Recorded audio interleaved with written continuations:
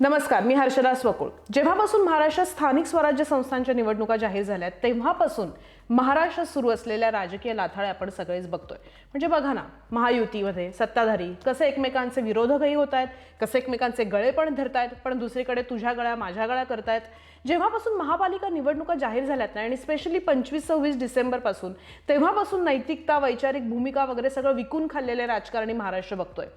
पण मागच्या 2 आठवड्यांपासून सुरू असलेले हे सगळे राजकीय आरोप प्रत्यारोप आहेत ना, त्याच्यात सगळ्यात वेगळं ठरलं ते म्हणजे मनसे अध्यक्ष राज ठाकरे यांचं कालचं भाषण. मागच्या 2 आठवड्यात घडलेल्या अभूतपूर्व गोष्टींचं बॅलन्स शीट मी तुम्हाला या व्हिडिओमध्ये सांगणार आहे, जे तुम्ही मतदानाला अगदी जायच्या दिवसापर्यंत रेफर करू शकणार आहात. आणि त्याशिवाय एक अभूतपूर्व गोष्ट फायनली महाराष्ट्रातल्या राजकारणात अधोरेखित झाली आहे, अंडरलाईन झाली आहे, ती म्हणजे नेमका विरोधक. आणि ते काम केले राज ठाकरे यांनी. हे मी का म्हणतेय ते सुद्धा तुम्हाला या व्हिडिओमध्ये कळणार आहे. माझीच बॅट, माझाच बॉल, माझंच पिच, मीच अंपायर, मीच विरोधक, मीच सत्ताधारी, असा घातक ट्रेंड महाराष्ट्राच्या राजकारणात सेट होतो की काय, असं मतदार म्हणून वाटत असतानाच राज ठाकरे यांनी शिवाजी पार्कवरून सिक्सर मारली. स्थानिक पातळ्यांच्या युत्या बघून खरं तर लोक गोंधळून गेले होते.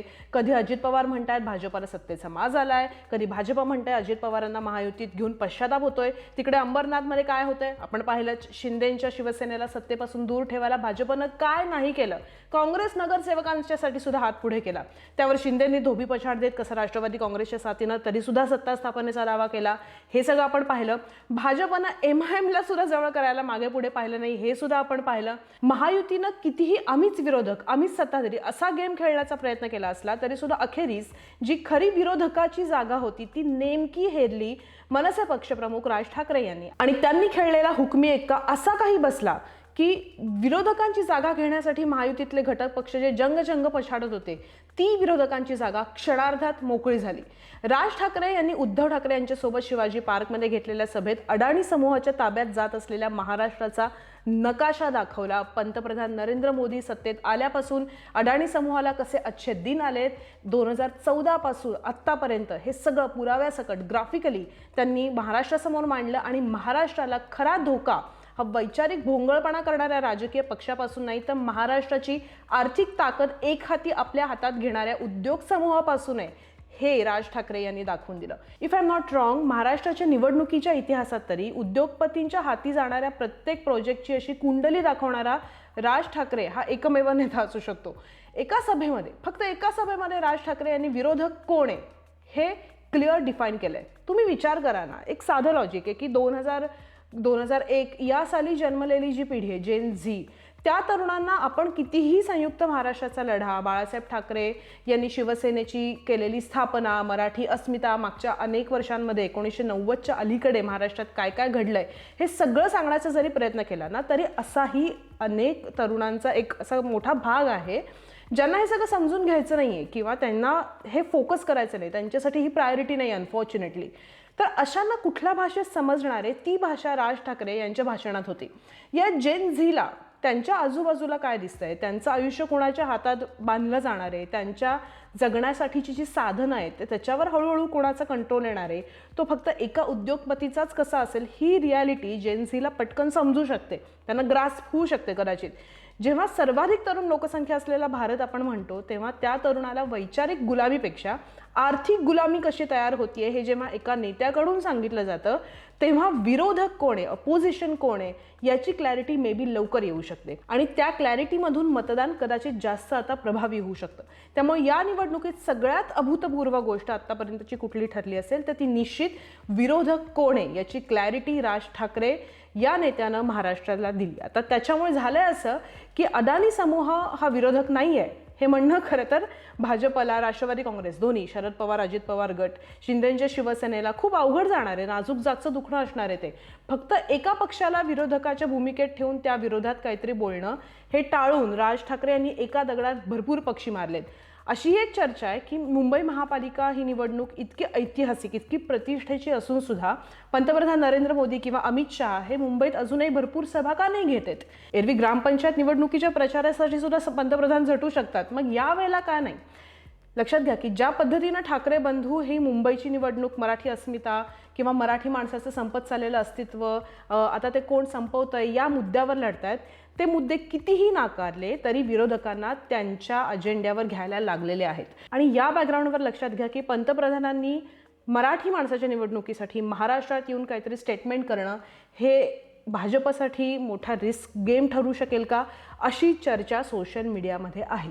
या निवडणुकीमध्ये अभूतपूर्व युटर्न्स बघायला मिळाले, अभद्र वक्तव्य बघायला मिळाली. म्हणजे बघा ना, तामिळनाडूतल्या भाजपचे प्रदेश उपाध्यक्ष Annamalai, Bombay is not a Maharashtra city, it is an international city. त्यांची हिंमत बघा ना की महाराष्ट्रात प्रचाराला येतात, तिथे येऊन म्हणतात बॉम्बे हे महाराष्ट्राचं शहर नाही. आणि एका अण्णामलईचा किती धसका यांना. तो बिचारा अण्णामलई आला, त्या धारावीमध्ये गेला, त्या तमिळ लोकांना भेटला, त्याच्यावर एवढा गजब, एवढं काय घाबरतात. मुंबई महाराष्ट्राची नाही, इट्स अन इंटर असं हे म्हटलंय. Mumbai is not a Maharashtra city, असं नाहीये. त्यांनी म्हटलं मुंबई हे आंतरराष्ट्रीय, आणि ते खरंच आहे, आंतरराष्ट्रीय शहर आहे, त्यात काय वाईट आहे, आंतरराष्ट्रीय शहर आहे. पण महाराष्ट्राचं नाही असं बिलकुल नाही म्हटलेलं. त्यांचं वाक्य आहे. नाही तसं त्याचा अर्थच नाही. सीएम साहेब त्यांचं तसा अर्थच नाही आहे. अर्थ त्याचा नसेल, नाही आहे त्याचा अर्थ. इतके नगरसेवक निवडून आणू की मुंबईचा महापौर हा उत्तर भारतीय करू, असं वक्तव्य करणारे भाजपचे नेते कृपाशंकर सिंह. पण त्या वक्तव्यापासून आपण मराठीचा आदर करतो असं म्हणण्याची आलेली वेळ, ही जी कोलांटी उडी आहे ना, ही निवडणुकीतली एक अभूतपूर्व गोष्ट आहे. तिकडे बदलापुरात कुळगाव बदलापूर नगर परिषदेच्या स्वीकृत नगरसेवकपदी कुणाला बसवलं गेलं 2 दिवसापूर्वी, काय झालं हे सगळं तुम्हाला माहितीच आहे. एका सह आरोपीला भाजपनं तिथे बसवलं. ज्या शिक्षण संस्थेत चिमुकल्यांवर अत्याचार झालाय त्या शिक्षण संस्थेचा पदाधिकारी आणि गुन्ह्यातला सह आरोपी तुषार आपटेला नगरसेवक पद बहाल केलं. जेव्हा बोंबाबोंब झाली तेव्हा तुषार आपटेनं नगरसेवक पदाचा राजीनामा दिला. काँग्रेसमधून भाजपात आलेले अशोक चव्हाण, महाराष्ट्राचे माजी मुख्यमंत्री अशोक चव्हाण यांच्या समोर देवेंद्र फडणवीस म्हणतात की काँग्रेसच्या काळात नांदेडचा विकास झाला नाही, नांदेडच्या राज्यकर्त्यांचं नियोजन नव्हतं. मराठवाड्यातल्या पालिका निवडणुका जिंकण्यासाठी अशोक चव्हाणांना त्यांच्या कारकिर्दीत त्यांनी काहीच केलं नाही याची पोचपावती भाजपनं त्यांच्या समोरच देणं हे अभूतपूर्व राजकारण या निवडणुकीत घडलेलं. तीच केस लातूरात पण आहे. स्वर्गीय विलासराव देशमुख यांच्या आठवणी 100% पुसला जातील हे वक्तव्य भाजपवर त्याचा चांगला बुमरँग झाला. अकोटमध्ये काय झालं, MIM बरोबरची युती असो किंवा अंबरनाथमध्ये काँग्रेस बरोबरची, जेव्हा गजब झाला, जेव्हा प्रचंड चर्चा झाली तेव्हा युटर्न घ्यायला लागला. मग काँग्रेसनं हाकलून दिलेल्या नगरसेवकांना भाजपत घ्यायला लागलं. त्यानंतर सुद्धा शिंदेने राष्ट्रवादी काँग्रेसच्या साथीनं आकडे जमवलेच. ह्याचा सगळ्याचा एक व्हिडिओ पण आपण केलाय, तो सुद्धा नक्की बघा. महाराष्ट्राच्या इतिहासात वैचारिक गोंधळ एवढा कधीही पाहायला मिळाला नसेल. एवढा गोंधळ मागच्या 2 आठवड्यात पाहायला मिळाला. मुंबईत चेंबूरच्या प्रभाग 173 भाजप आणि शिंदेसेना एकमेकांच्या समोर आली आणि घोषणा कुठल्या ऐकायला मिळाल्या, 50 खोके एकदम ओके. म्हणजे भाजपच शिंदेसेनेला हे म्हणताय. आणि या निवडणुकीत अभूतपूर्व ट्रेंड असा सुद्धा दिसला, तो म्हणजे नोटाला किंमत, रिस्पेक्ट नसला तरी सुद्धा नोटांना भरपूर किंमत मिळतीये असं आता चित्र दिसायला लागलंय. जास्तीत जास्त बिनविरोध निवडून आणा असा एक बकवास ट्रेंड या निवडणुकीमध्ये पाहायला मिळाला. कल्याण डोंबिवली महापालिकेत महायुतीचे तब्बल 20 उमेदवार बिनविरोध निवडून आले. फक्त कल्याण डोंबिवलीच नाही तर राज्यातल्या इतरही पालिकेमध्ये बिनविरोध निवडणूक होण्याचं हे प्रमाण वाढलं. धमक्या देऊन महायुतीकडून बिनविरोधात निवडणुका लढवल्या जात आहेत असे गंभीर आरोप झाले. आता मी तुम्हाला एक बातमी वाचून दाखवते, ती बघा, ती तुम्हाला स्क्रीनवर पण दाखवते. ही बातमी अशी आहे की 15 बिनविरोध आलेल्या डोंबिवलीत भाजपकडून 3000चं पाकिट शिंदेसेनेनं उघड पाडलं. शिंदेसेनेनं बरं का. पोलिसही पोहोचले. निवडणूक प्रचारादरम्यान पांढऱ्या पाकिटात 3000 रुपये म्हणजे 500 रुपयांच्या 6 नोटा टाकून हे पैसे वाटप केले जात असल्याचं समोर आलं. डोंबिवलीच्या तुकाराम नगर परिसरातल्या दशरथ भुवन परिसरात भाजपकडनं 3000 रुपयांची पाकिटं नागरिकांच्या घरी पोहोचवण्यात येत आहेत असं या बातमीत लिहिलंय. इथे शिवसेनेचे उमेदवार नितीन पाटील आणि त्यांच्या कार्यकर्त्यांनी पैसे वाटणाऱ्यांना रंगे हात पकडल्यानं हे उघडकीस आलं. या घटनेनंतर निवडणूक आयोगाचे पथक आणि पोलिसही घटनास्थळी झाले आहेत. मात्र भाजपनं सर्वाधिक जागा बिनविरोध केलेल्या महापालिकेत सुद्धा भाजप उमेदवाराकडून पैशांचं अशा प्रकारे वाटप होत आहे, ही चर्चेत असलेली गोष्ट आहे. बघा, 15 तासापूर्वीची ही बातमी आहे. ही निवडणूक म्हणजे एक अभूतपूर्व जुमलेबाजी आहे का असा सुद्धा प्रश्न आता सर्वसामान्यांना पडायला लागलाय. कारण मेट्रो मोफत करण्याचं आश्वासन अजित पवार यांनी पुणेकरांना दिल्यावर त्यावर देवेंद्र फडणवीस यांनी जे उत्तर दिलं ते तुम्हीच ऐका आणि तुम्हीच ठरवा की पुणेकरांना दिलेलं आश्वासन ही एक प्रकारे जुमलेबाजी आहे हे स्वतः मुख्यमंत्रीच मान्य करतायत का, असा यातनं अर्थ निघतो का? ऐका. अजितदादा बोलतात, माझं काम बोलतं, अजितदादा बोलतात.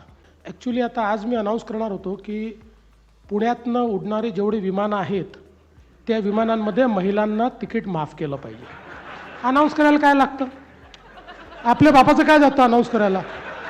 अनेक वेळा निवडणुकीच्या जिंकण्याच्या डेस्परेशनमध्ये ज्यावेळी आम्हाला माहिती असतं की निवडून येता येत नाही, अशा परिस्थितीत आम्ही काही जाहीरनामे काढतो, त्या जाहीरनाम्यांमध्ये काही म्हणतो.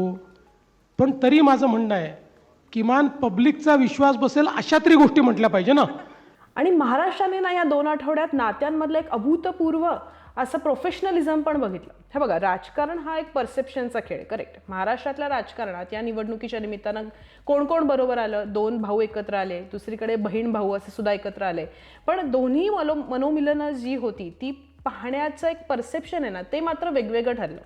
ठाकरे बंधू एकत्र येण्यानं कुठेतरी मराठी माणूस सुखावला होता, हे चित्र सोशल मीडियावर जास्त दिसलं. भले ठाकरे बंधूंनी याच्या आधी विरोधकांच्या भूमिकेत एकमेकांना पाहिलं असेल, एकमेकांची उडीधुणी भरपूर काढली, एकमेकांवर भरपूर टीका केली आहे, पण तरीसुद्धा त्याची चर्चा ठाकरे जेव्हा एकत्र आले ती आल्यावर फार झाली नाही. किंवा आपण असं म्हणूयात की त्यांच्या कार्यकर्त्यांमध्ये किंवा सपोर्टर्समध्ये ठाकरे जेव्हा 2 भाऊ एकत्र बसलेले दिसले तेव्हा कुणा एकाबद्दल अरे वाईट वाटतंय बरा असं झालं नाही. कारण राज ठाकरे यांनी शिवसेनेवर कधी दावा केला नाही.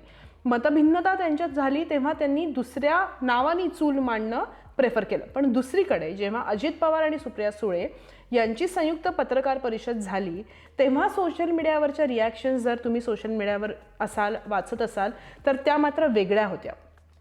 सुप्रिया सुळे या प्रचारात का दिसत नाहीत असा प्रश्न जेव्हा अजित पवारांना विचारला गेला तेव्हा त्यांनी काय उत्तर दिलं? तिनं मला सांगितलं, दादा तू मोठा भाऊ आहेस, तू पळायचं, मी तुझ्या मागे आहेच. हे बघा, सोशल मीडियावर आश्चर्य का व्यक्त होतंय किंवा काय रिॲक्शन्स येत आहेत हे मी फक्त तुम्हाला सांगते आणि नीट लक्षात घ्या की या का येत आहेत. आपल्या वडिलांनी एक पक्ष स्थापन करून तो मोठा करायचा, तो वाढवायचा, त्याचा प्रचार प्रसार करायचा, याच्यासाठी जे काबाड कष्ट घेतले त्या पक्षाच्या चिन्हावर आपला शेजारी बसलेल्या भावानं दावा केला आणि आज आपले वडील ते चिन्ह वापरू शकत नाहीयेत पण शेजारी बसलेला भाऊ ते वापरतोय. खरा पक्ष कोणाचा ही फाईट एका पातळीवर सुरू आहे, कारण चिन्हासाठी लढाई अजूनही सुरू आहे. अशा भावाला बहीण म्हणते की तू पुढे जा, मी तुझ्या पाठीशी आहे. तर या निवडणुकीच्या निमित्तानं नात्यांमधला हा एक्स्ट्रीम प्रोफेशनलिझम महाराष्ट्रानं पाहिला. तर अशा प्रकारे महाराष्ट्रातली राजकीय सामाजिक घडी पूर्णपणे बदलू शकतील अशा घटना मागच्या 2 आठवड्यांपासून आपण बघतोय आणि आता अगदी शेवटचे 3 दिवस राहिलेत. त्यामुळे हा व्हिडिओ तुम्हाला मतदान करेपर्यंत रेफर करता येईल असं मी तुम्हाला सुरुवातीला म्हटलं होतं. या सगळ्या घटनांमधून महाराष्ट्रात कुठला राजकीय पक्ष आत्ताच्या या क्षणी तुम्हाला प्रॉमिसिंग वाटतोय आणि का, हे कमेंट बॉक्समध्ये नक्की सांगा. धन्यवाद.